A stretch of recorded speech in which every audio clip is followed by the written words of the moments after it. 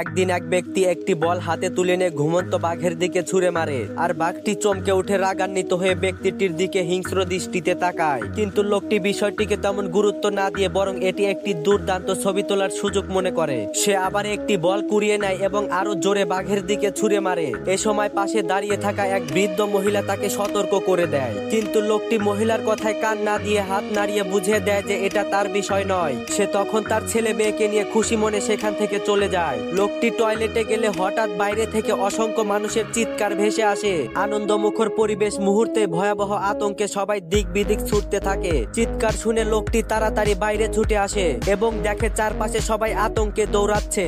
সে পথচারীদের থামিয়ে জানতে চায় কি ঘটেছে, কিন্তু কেউ তার ডাকে সাড়া দেয় না। ঠিক তখনই তার পেছন থেকে এক ভয়ঙ্কর গর্জন ভেসে আসে। সে ধীরে ধীরে পিছনে তাকায় এবং দেখে সেই বাঘটি রাগান্বিত ভঙ্গিতে ধীর পায়ে তার দিকে এগিয়ে আসছে।